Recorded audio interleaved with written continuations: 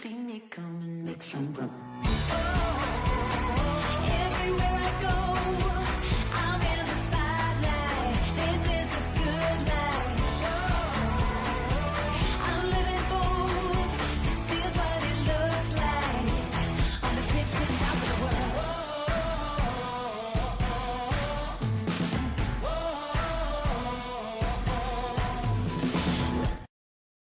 We talk a lot about the happenings at the Federal Maritime Commission, so today let's talk to the Federal Maritime Commission, or at least 1/5 of the commission, that is.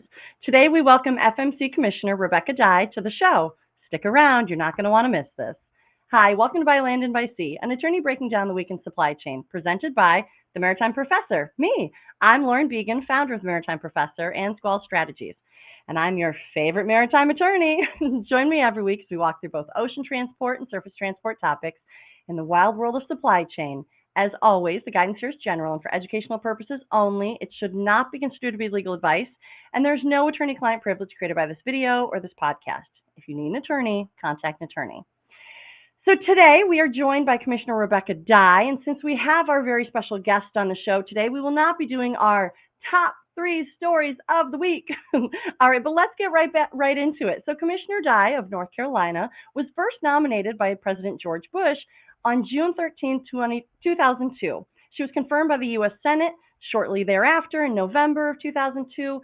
And prior to her appointment at the FMC, she had a very wide experience in maritime generally. She began her federal career as a commissioned officer and attorney in the U.S. Coast Guard's Office of the Chief Counsel. Then she served as a law instructor for the Coast Guard Academy. After 2 years as an attorney at the U.S. Maritime Administration, MARAD, she joined the staff of the former Committee of Merchant Marine and Fisheries and served there as minority counsel from 1987 to 1995. That's one of the Hill committees. Commissioner Dye was then counsel to the Transportation and Infrastructure Committee of the U.S. House of Representatives. She held that position from 1995 until 2002 when she came over to the FMC. As counsel on the House T&I Committee, she provided advice to members of Congress on issues pertaining to commercial shipping, international maritime agreements, oil pollution, maritime safety and law enforcement, the federal budget process, and federal financing. Commissioner Dye graduated from the University of North Carolina at Chapel Hill and earned a law degree from the University of North Carolina at Chapel Hill as well. So without further ado, let's bring in Commissioner Rebecca Dye.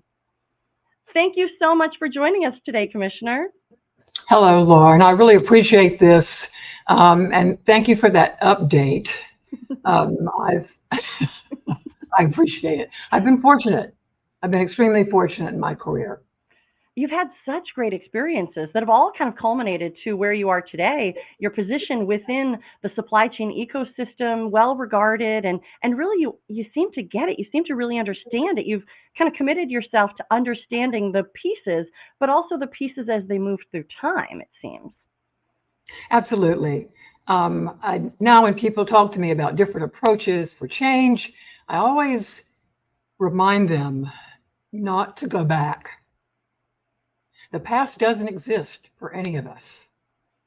And so those old solutions may not be the best for today.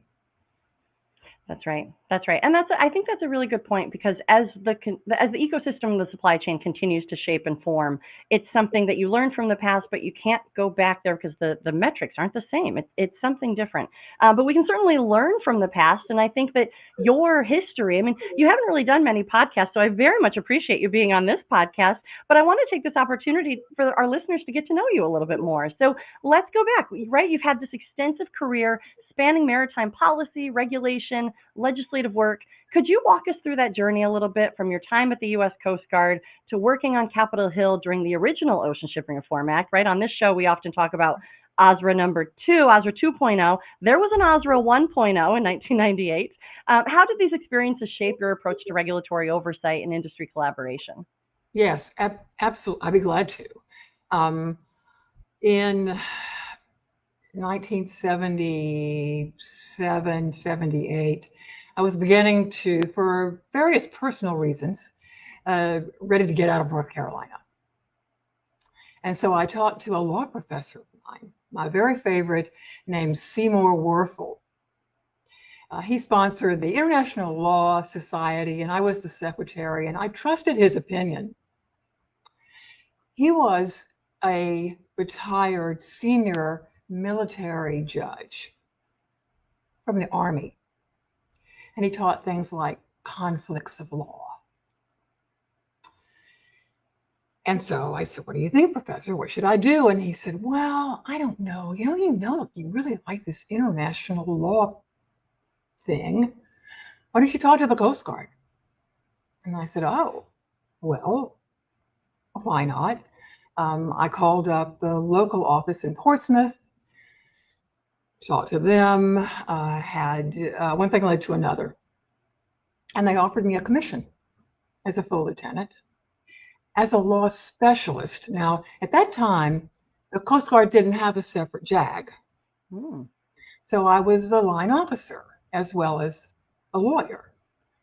And so I did things like go out on a fisheries patrol, on aboard Vigorous, right, which was an adventure when the captain told me to suit up and be part of the boarding party. And I thought to myself, I'm going to die. I have no idea what I'm doing, but to be lowered down in the small boat and then clamber up the rope. How cool. I never knew that. That's so cool. Oh, it was great. It was great. But everybody in the boarding party was very helpful. They say I had great experiences with the Coast Guard. You mentioned my opportunity to teach law at the Coast Guard Academy. I was also a White House military aide during the Reagan administration. Oh, great. And that was a rare opportunity. I got a lot of litigation experience in courts martial. Oh, wow. So the Coast Guard was a great career. I went to the Maritime Administration when I talked to my friend John Gaughan, who was then the Maritime Administrator. He was looking for someone to handle or aid his legal work on legislation. And so I said, sure. Back to Washington. I met Secretary Chow at that time when she was deputy. It was another great experience. But then a position opened up on Capitol Hill on the former Merchant Marine and Fisheries Committee. Bob Davis from Michigan was ranking at that time. He was wonderful. And I learned a lot about Michigan, which is a great place. It is. Now, so when I think about that time and my experience on the Hill, they're sort of bookended with the Oil Pollution Act of 1989, when the Exxon Valdez ran aground in Prince William Sound, Alaska.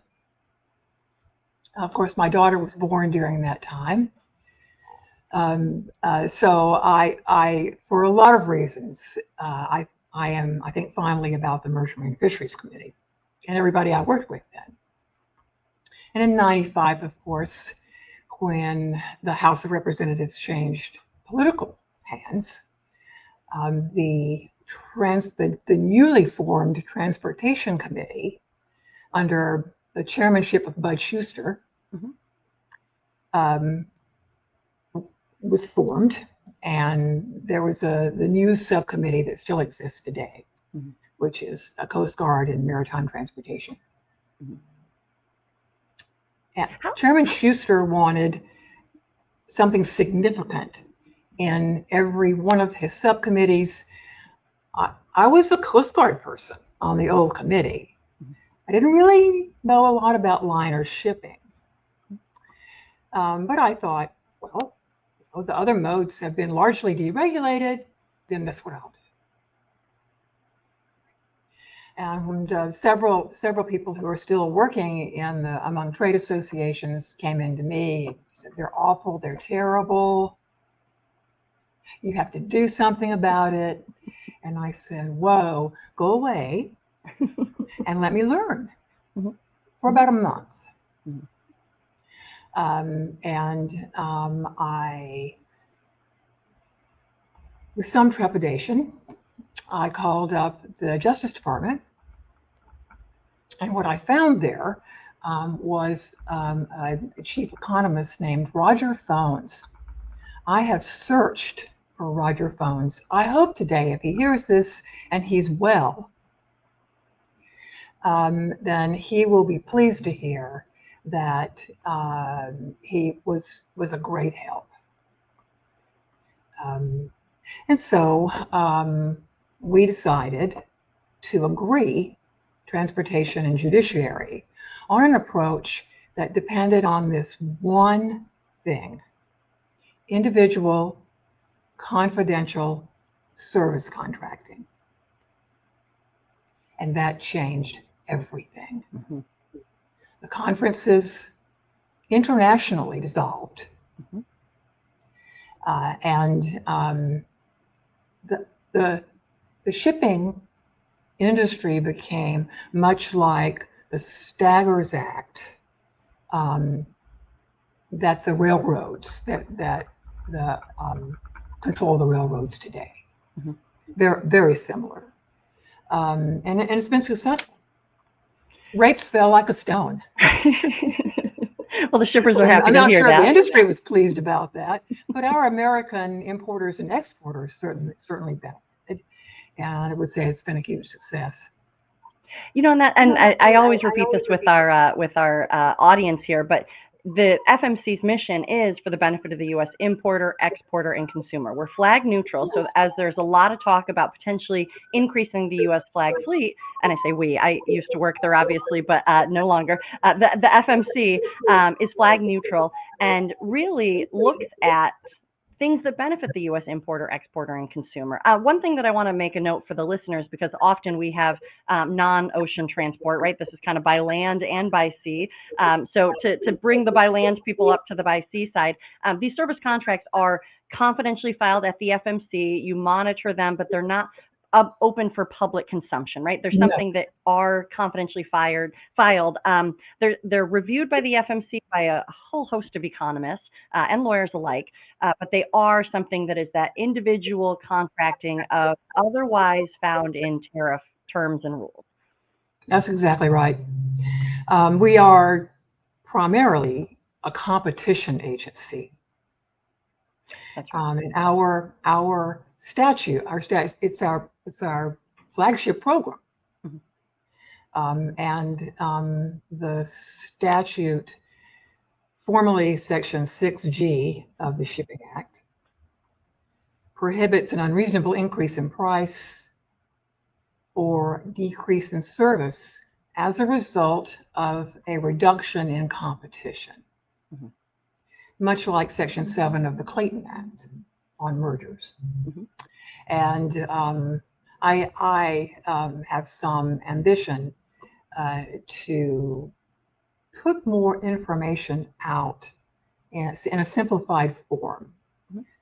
For our stakeholders, to make sure they understand that we are sure that the markets are competitive. And I think that's great. Yeah, Yeah. there's a lot of interest from the community as a whole. I mean, that's partly why this podcast is successful, is people just want to know, I just want a 101. I want it to be from an authority that I trust, and I want it to be easy to understand. And there's so many complicated pieces to it that overly simplifying it probably doesn't do it full justice. But on the other hand, you got to start somewhere, right? I mean, you have to start with understanding the baseline. I do think that we use basically the same merger analysis that the Department of Justice and the Federal Trade Commission use. But the liner industry is different. It's far different from aviation, obviously different from bulk shipping, it's a specialized agency for a reason. That's right. And the competition piece, I think, is the really important piece. And that's why, I often say having it be an independent regulatory agency is important for this competition piece, because you really don't flow with the administration changes. Sure, the chairman of the FMC changes, but really you're not totally beholden to what's happening in the presidency and what's happening kind of in the political pendulum. There was recently some news about independent agencies not being fully independent. I think that it's worth looking a little bit closer into that, because it's really just reviewing the final regulatory piece before it goes final, without getting over into that side. But I think that that's what makes it really interesting to have the FMC stay in this independent role, stay in an area where you can just be good at competition and reviewing this very specialized, very nuanced, very complicated area that controls the world's economy. I mean, essentially, ocean shipping is 90% of everything that the world eats, consumes, moves, eats, wears, all of it. So it's such a mega piece of the whole world. Yeah. Yeah. I, during Fact Finding 29, which was my fourth investigation during crises since in shipping, since I've been here, a friend of mine called me. He said, I just read this blog, and it said that there's a commissioner on the Federal Maritime Commission who says she's never seen a regulation she likes. Is that you? And I said, yeah. Now, I usually add in my speeches that I have been made to warm up to some with changes. It's my job to intervene in situations when there is absolutely no alternative. I think that commercial approaches are far superior to regulations, because the government can make it worse. We've seen that. Make it worse, right? So you have to be careful. And I say that approach because these nominations in its independent agencies are controlled by the party of the president. So naturally, we share outlooks and things like regulation. There are probably some things at the Federal Maritime Commission that I would stop doing in order to reallocate resources, and we've done some of that recently.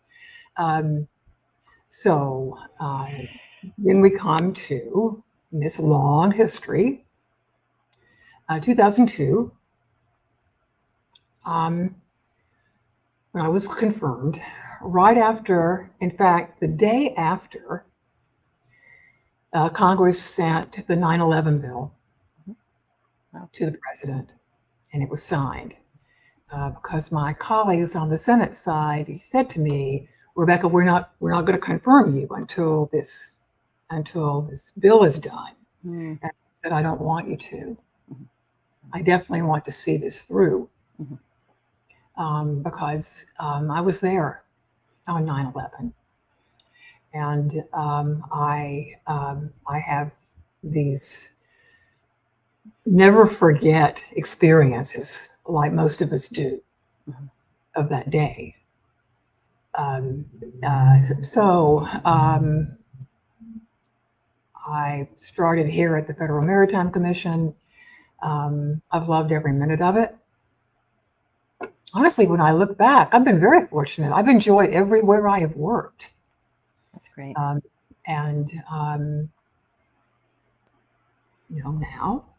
Now, what's next? What's next here? Well, nothing's next. You're staying put. Nothing's next. we have some things. We still have some. People ask me, why have you stayed? Wait, because things changed. Things changed. There's another fact finding. There are more things to do. There are more teams to hold. So I look forward to it.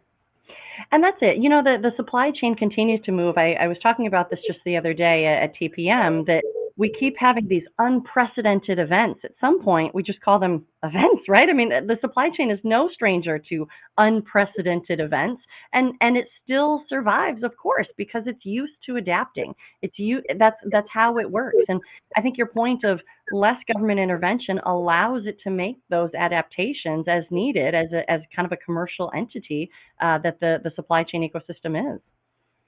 I think that's true. But I also think that there are bottlenecks Mhm. on the land, Mhm. as I continue to emphasize to various of our stakeholders during Fact Finding 29 and COVID. You know, the bottlenecks are on the land.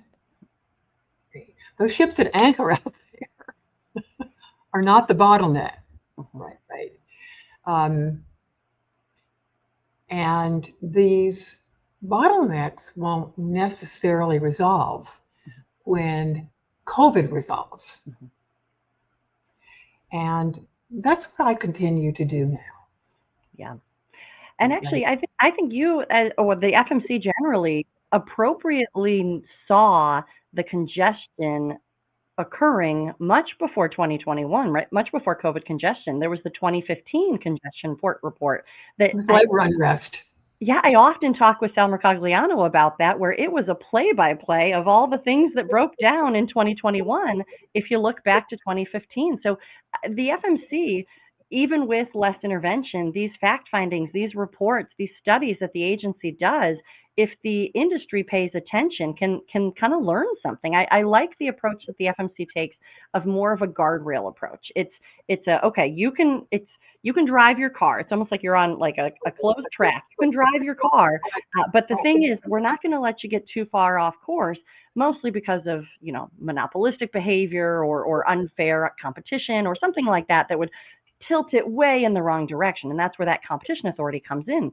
But I like the guardrail approach. And I think that it's probably no coincidence that you've been there and you've helped shape this conversation of a guardrail approach. Let the case law figure out the specifics, because it'll be very intensive, very fact based. But I think that that's a really important thing that the FMC has been doing. But, you know, these teams that you talk about, so you've been a strong advocate for this industry engagement through initiatives like the supply chain innovation teams. I know that you may not have called them SKY teams, but we and the staff was calling them SKY teams, supply chain innovation teams. Can you tell us a little bit about these teams and how they were formed and what really made them effective, the key takeaways from these efforts, and particularly kind of that data sharing and supply chain transparency? You took a long time to make sure you got the idea of a team correct before you entered into the actual exercise of the supply chain innovation teams. Yes. Thank you for letting me talk about the teams. This without fail, always when I'm involved with these, I realize that this is the best thing I've ever done. The most useful. I've had CEOs turn to me and say, this is the best meeting I have ever been to. I don't stop to say, well, it's not really a meeting, right? But I'll say, great. And it sets me on fire. Mhm. Because these are not roundtables where people just talk, then you talk, and then somebody on the other side talks, and back and forth. And then what do? They say, when will we meet next? Right. And nothing really happens. It's not just we're getting everybody at the table. That really doesn't do it either. But I had read a book called The 5 Dysfunctions of a Team. It's a classic. And I wanted to put some of the things that were explored in that book into practice. I have a copy right here, and that is by one of my favorite authors, Patrick Lencioni. Another good one that he has written is called Death by Meeting. We've all been there, haven't we? Perfectly titled. Right, right. He does a podcast as well, which I follow.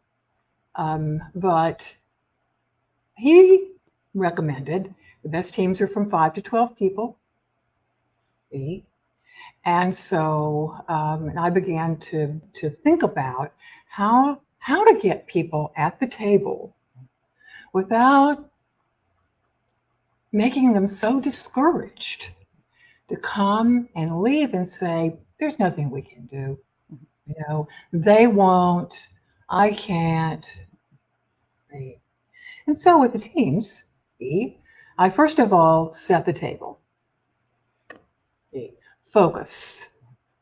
Here's what you should do. In 15, I think it was choose one thing to improve the performance of the supply chain.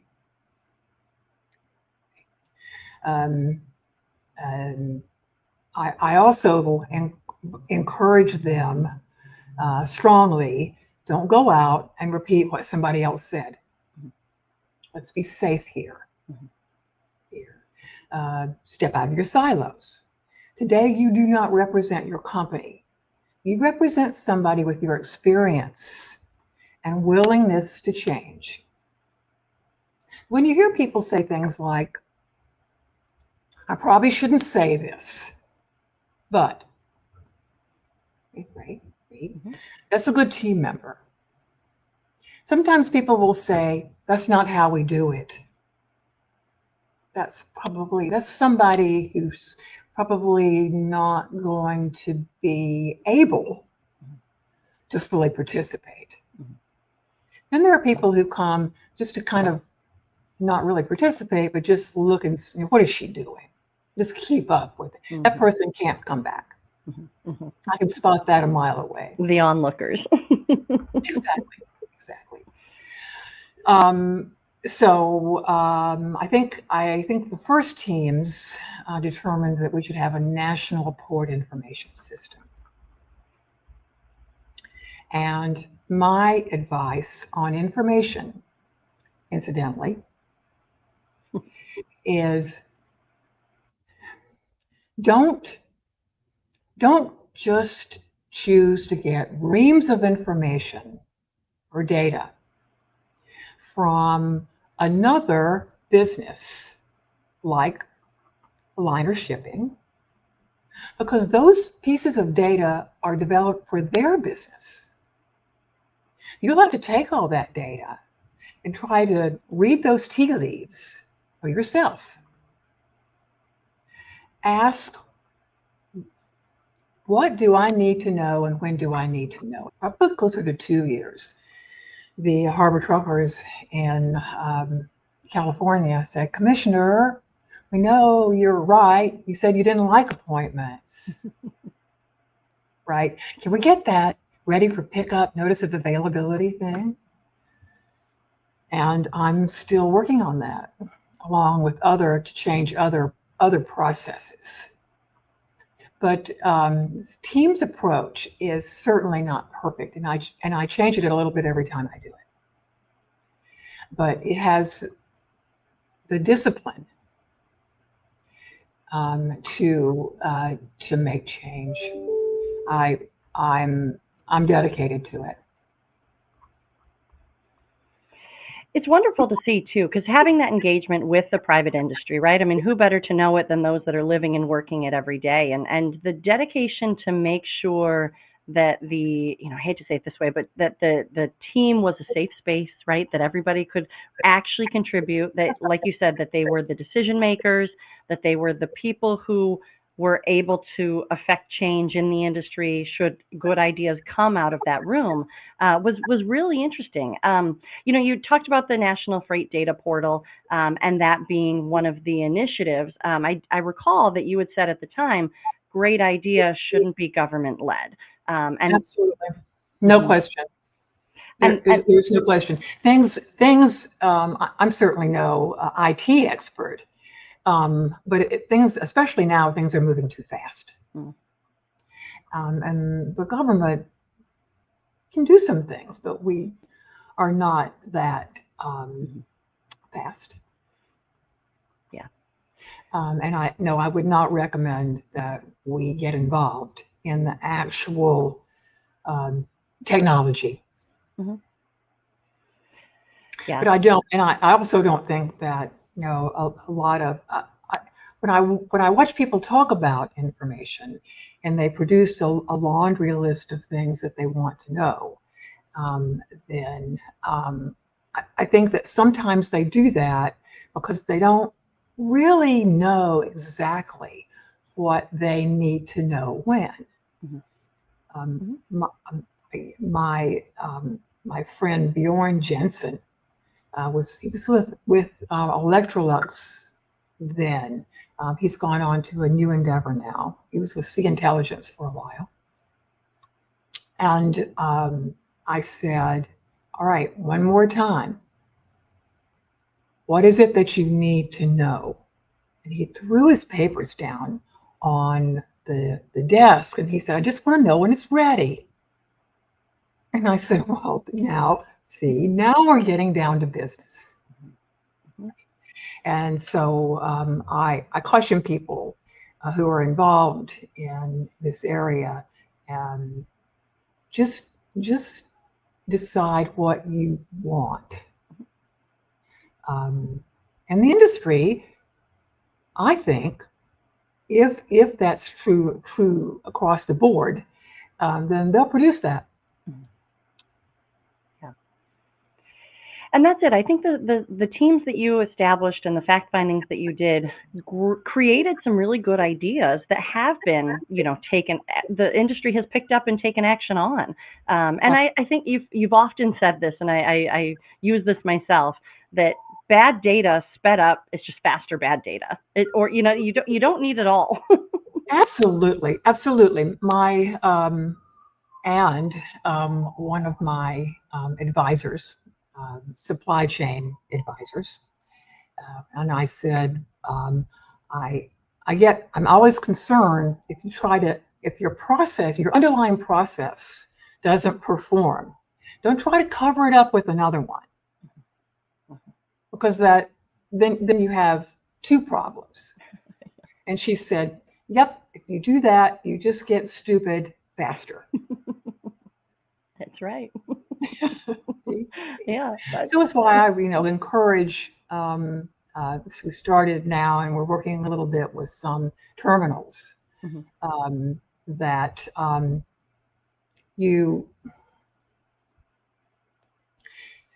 if the process is not working for port users, Mhm. it's not working. Mhm. Mhm. Now, it may be working for you, Mhm. but if it doesn't work for them as well, Mhm. it's not a good process. It's sort of like the interpretive rule Mhm. and fluidity. Moving on to demurrage and detention, my other favorite. Mhm. Sometimes fluidity is different depending on the eye of the beholder. Mhm. Well, it works for me, Mhm. right?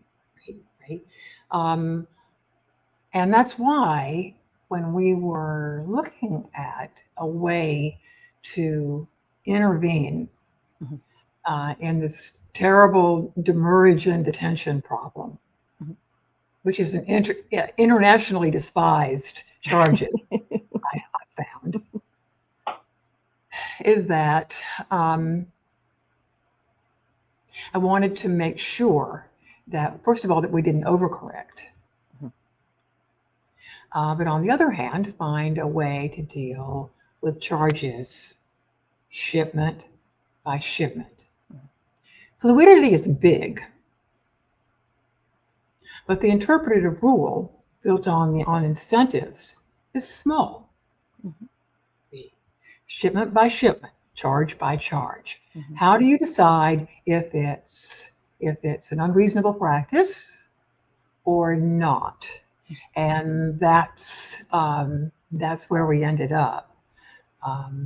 I remember sitting in LAX with a mutual friend of ours who was such a great help to me when he was at the FMC. Should I say his name, Lauren? You can. We can call him out. All right, Joel Graham, who's just great. And I said, okay, here's what we're going to do. Interpretative rules are often misused. If an agency creates an interpretive rule outside of a legislative grounding, Mhm. then that interpretative rule will probably fail. Because what you're trying to do is a legislative rule, because it's not interpreting anything. It's just something that you decided you wanted to do. You didn't have legislative authority, so you published it in this other approach. Mhm. But our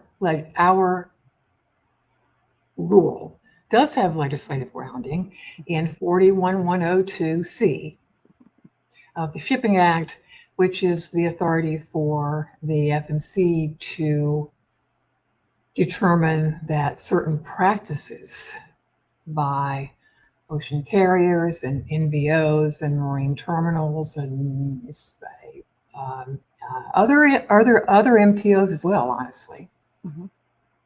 And so this idea of an unreasonable practice, sort of this little authority the FMC had never used, has become much more involved in other areas. But the Well, incentive, I say the incentive principle, I'll say too, just to give a little context, Mhm. is that I had read in a book called Team of Teams. It was by General Stanley McChrystal, Team of Teams. And he discussed in the book when systems move from complicated to complex. Mhm. We know that what we have is a complex network in our supply chain, constantly changing and dynamic. Mhm.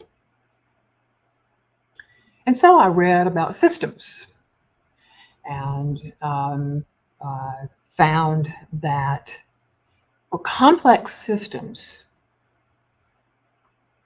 a principle works best, like general accounting principles, Mhm. right? And so that's where the incentive principle came from.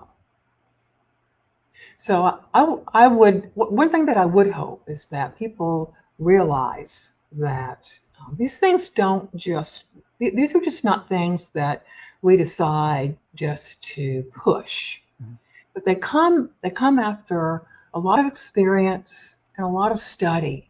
Mhm. Well, and really, you reading Team of Teams was probably creating the supply chain innovation team. So really, this what we're talking about now is obviously Fact Right. Finding 28, but this happened before Fact Finding 28, which was 2017, 2018. Supply chain That's innovation teams was 2014, 2015. So you had already kind of built the foundation yourself of understanding the importance of a principle. And then now, like you're saying, when you released the interpretive rule, that was May 18th, 2020. So really, you had been doing 5 to 6 years worth of kind of study yeah, of this idea and then yeah, applying yeah. it to this idea of a beacon, this or a principle that you can kind of apply situations against, had been built for a while. Well, that's right. And like I say, I always caution my friends about any regulatory approach.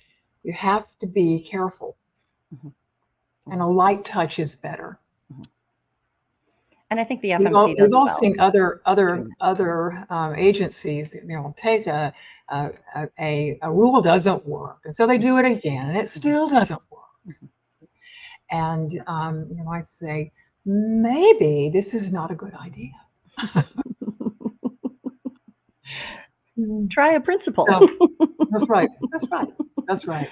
Yeah. So like I say, and these things have been, it's been Mhm. a um,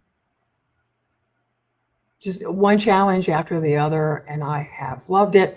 I especially appreciated my colleagues giving me this authority in these four areas, and I appreciate that very much. It's an honor. Yeah. Well, so our listeners can kind of follow along here. So we're talking about Fact Finding 28. That's on the FMC's website, actually under your commissioner page. I think you have a little link to that at the bottom of your commissioner page. So if anybody wants to kind of dive deeper on this, we have Fact Finding 28. That's detention and demurrage is kind of what it covers.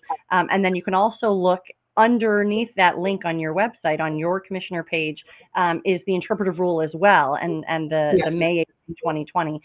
So we've been talking a lot about interpretive rule and the incentive principle in the news as we keep talking about detention and demurrage, and certainly there's some cases that are ongoing that are also diving into that incentive principle. So I would encourage anybody to take a deeper dive on this. If you are anyone that touches detention and demurrage, which is pretty much everybody who might be listening to this podcast, take a look at these documents. Actually read them. They're easy to read. I mean, they're very approachable. But take the time to look into them, because it really is shaping the conversation, and you'll have a deeper understanding of what's happening these days. I want to switch over, because I think that guiding principle in complex systems was such a key piece of 28. But now I want to switch over into Fact Finding 29. This is where you started to look a little bit more on broader policy improvements, further policy and transparency measures. So what were some of the highlights? What were some of the strengthening protections for industry participants? What were some of the biggest outcomes, I guess, in this initiative, this Fact Finding 29? Well, in 29, we had organized some teams in the beginning. What can we do? What can you do? Should we make changes on regulations? We actually did liberalize the effectiveness of service contracts when they're signed. I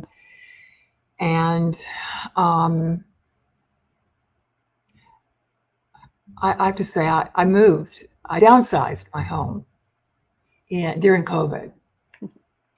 And I was there in my new little 750-foot condo, listening to shippers predominantly, so concerned about prices and what was going on during COVID. And carriers just were as well. Although prices were escalating, and I said to my shipper friends, somebody's paying this. Prices don't just rise like the ether. Right. And if there are no buyers, prices decline. The problem is capacity. And there was such an overwhelming demand,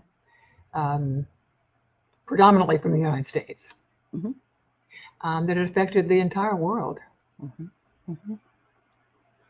And it was big goods, right? It was couches, and these 20-foot, 40-foot TEUs remain 20-foot and 40-foot, right? You can't just like compress things.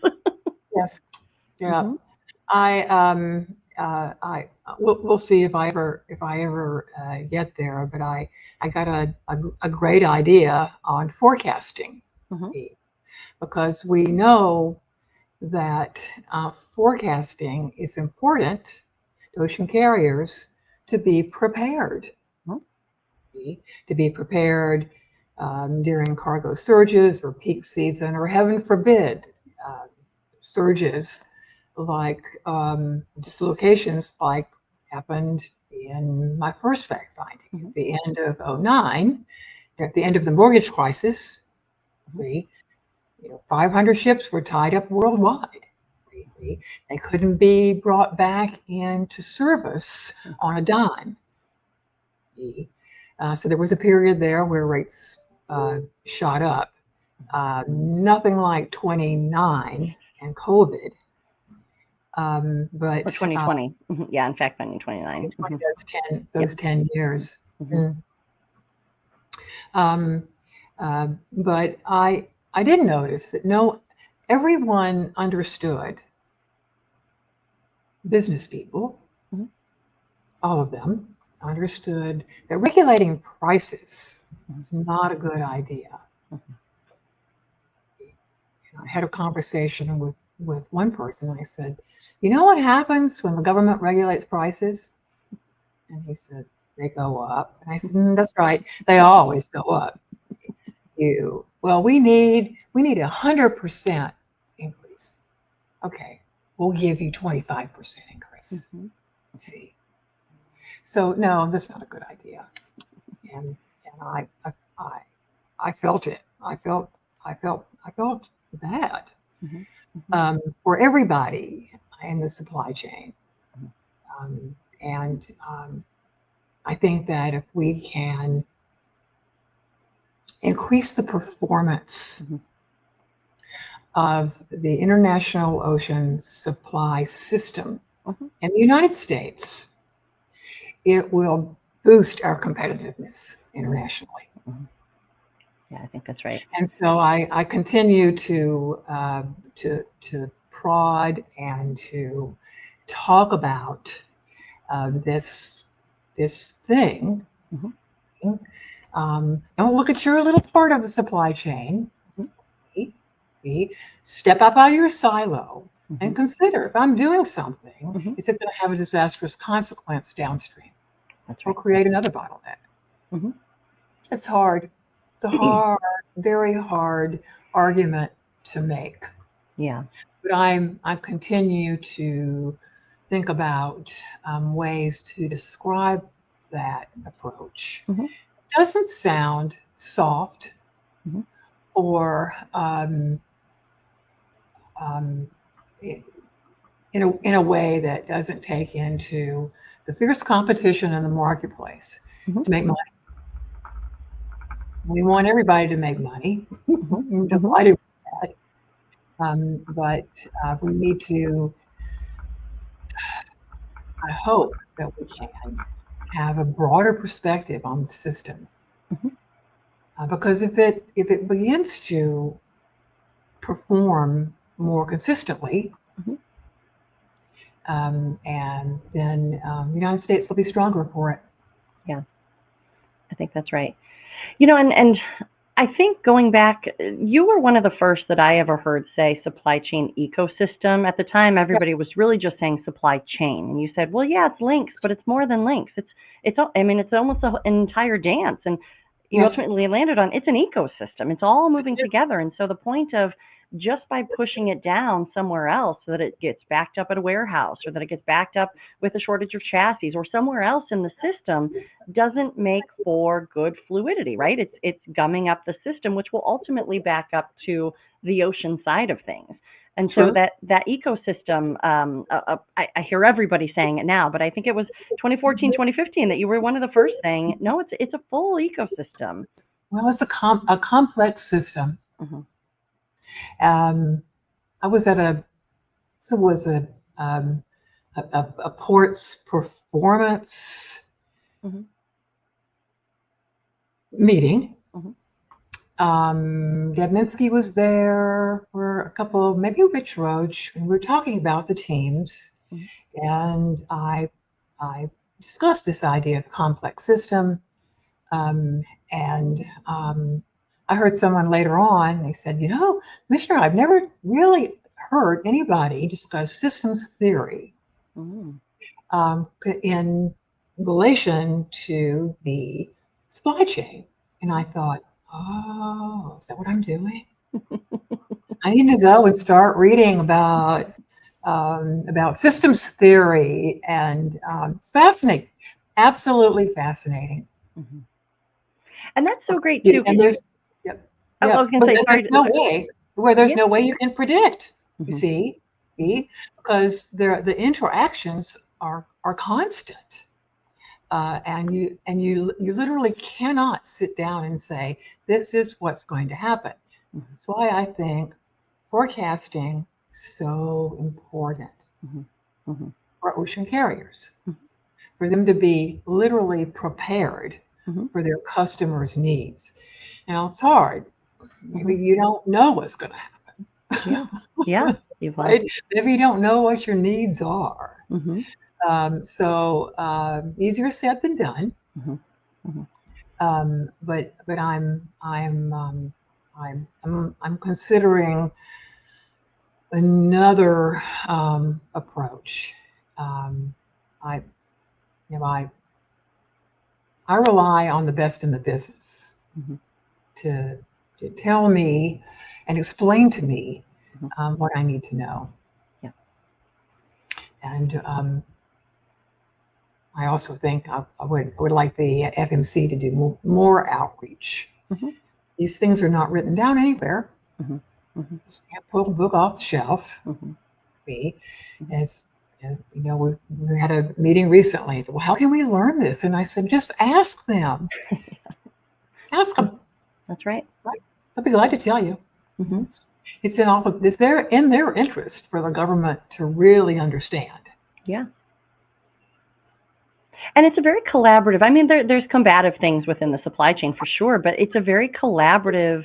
I guess as kind of the essence, it feels like there's definitely combative moments, right? I don't want to diminish that, and I think Sure. that often we see that when it comes to money and charges and that sort of thing, which sometimes I've said is simply, I think early days of COVID congestion was maybe a different interpretation of how charges should be applied, right? It was lost business or kind of other different opinions on how these charges should be applied. And so that's where that principle comes in from the FMC, statutorily rooted, so that it's like, no, this is what it should be. This is what Congress has agreed it to be.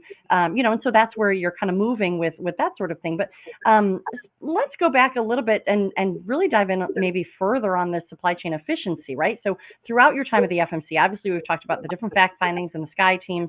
You focused on ways to enhance that freight fluidity, especially amid disruptions.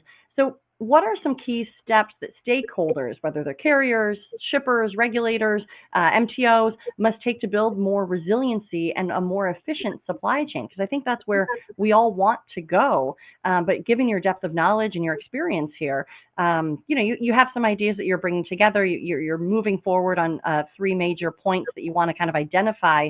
But yeah, I mean, let's talk about that for a little bit. Right. And of course, it depends on the topic. Right. I I think there are about 12 major participants. Mhm. But for example, if you're talking about container return, Mhm. it's basically the truckers Mhm. and terminals or ports. Of course, they have to compete, Mhm. which is another reason I don't think that we should use regulations to, quote, make the ports or terminals use a particular approach Mhm. on container return. Um, but that's it. That. It depends. Mhm. It depends. Mhm. Um, uh, this notice of availability. Mhm. I would say that is. I'd like to see that it's ready to pick up. If we can get a standard idea of what that means, Mhm. and if it is ready to pick up and remains so during 3 days, Mhm. push that information out. Mhm. Just that piece, Mhm. right? And so that's what we're looking at. That's the second of the three port processes. Mhm. The third is this idea for exporters, which is the ready to load. It's really the inverse of ready to pick up. Mhm. Mhm. And if you have a process for an exporter, that the days, those number of days that are available at your port, don't change it. It just creates chaos. Sounds simple, right? It seems simple. Oh, it's so simple. Let's just The do ideas it. are simple. The application is the complicated part, right? Yeah, right, right. And you'd be shocked.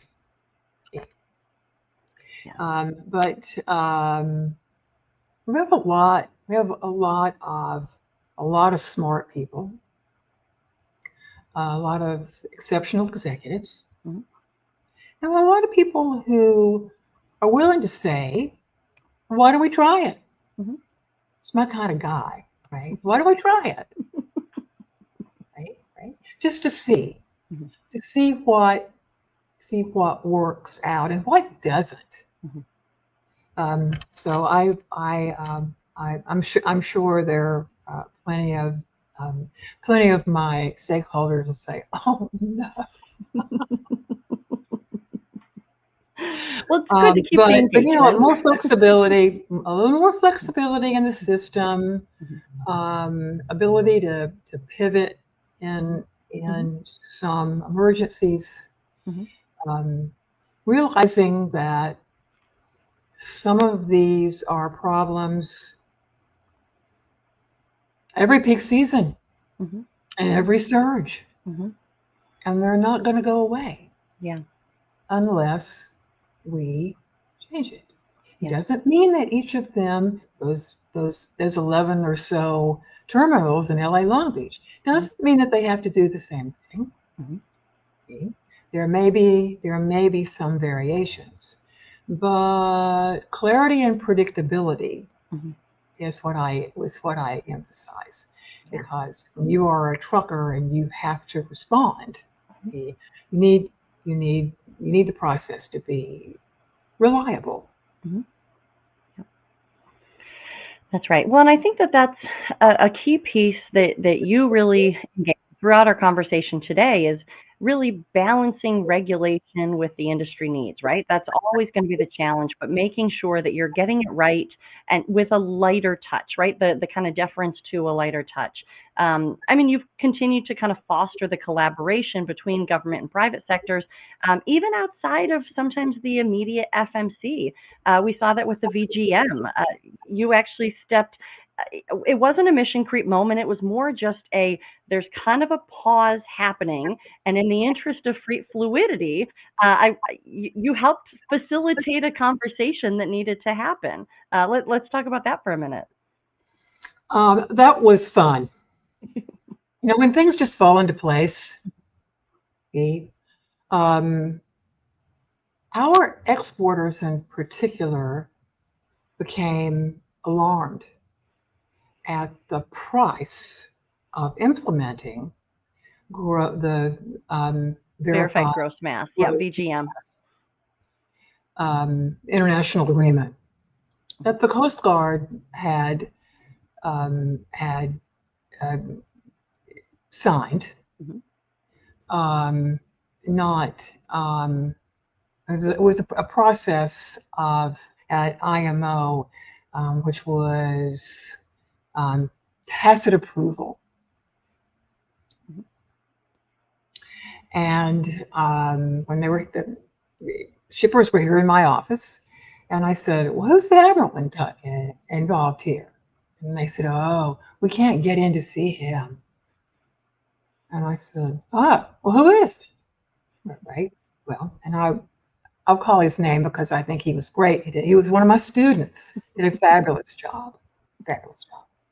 He and the JAG at that time was also a student of mine, and he's also great. So I called up and jumped on the phone. Of course, they were amazed. Right, right. Not really realizing what the backstory was. Mhm. Mhm. And so we got some meetings going here, and then they began to talk to these exporters. And with the Jeff uh, Jeff Jeff Gantz with the Coast Guard, Mhm. also does a really good job. Mhm.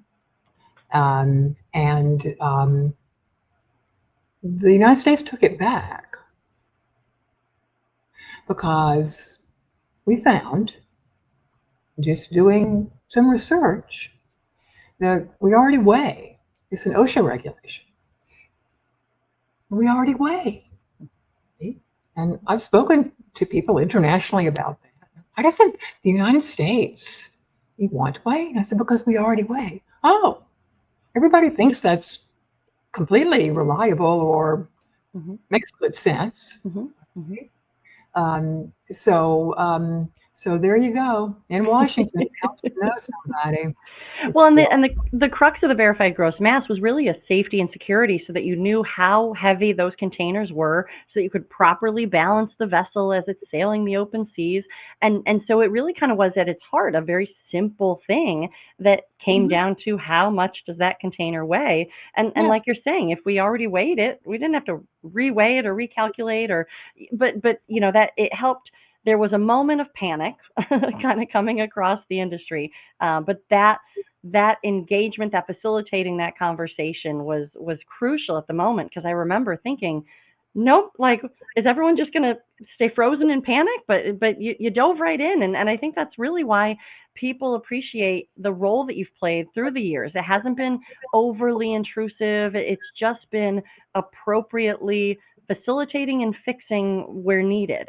So I think that that's great. And, you know, that's really ensuring that the FMC balances fair competition with this industry-driven solutions and creates the successful regulatory collaboration between all of the parties is what is resulting nowadays in this freight fluidity that we're seeing, and in this ability to bounce back when these unprecedented events happen. But there's more work to be done. You know, I think that there's more that you will be participating in, I'm sure, with the next great unprecedented event.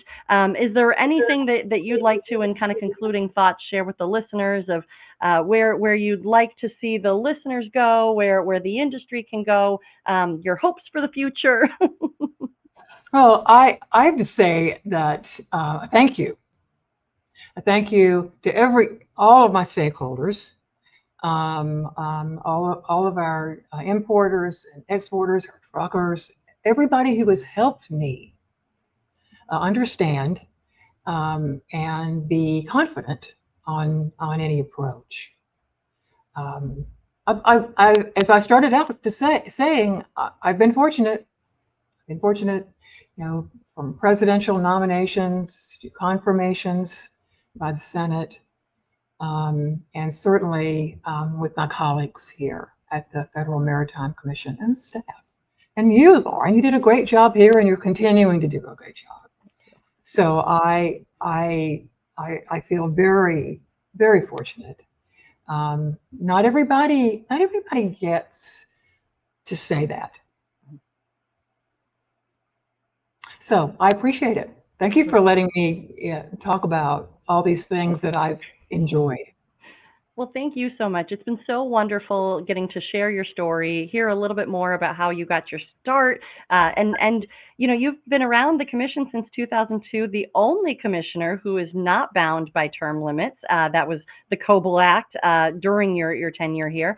So what a wealth of knowledge you've collected in this very complex system. And the industry, I think that I appropriately speak for everybody in saying thank you for all of your work on behalf of the supply chain ecosystem here. You really have made a difference through the years, and fortune favors the bold, and you have been bold with grace. So we really appreciate all the work that you've done. I appreciate it. and truly, thank you for the conversation here today. I enjoyed it. Well, thank you very much. So thank you, Commissioner Rebecca Dye, for joining us today. We hope to continue the conversation in the future. Perhaps we'll have the Commissioner back again. But as always, the guidance here is general and for educational purposes only. It should not be construed to be legal advice directly related to your matter. If you need an attorney, contact an attorney. But if you have specific legal questions, feel free to reach out to me at my legal company, Squall Strategies.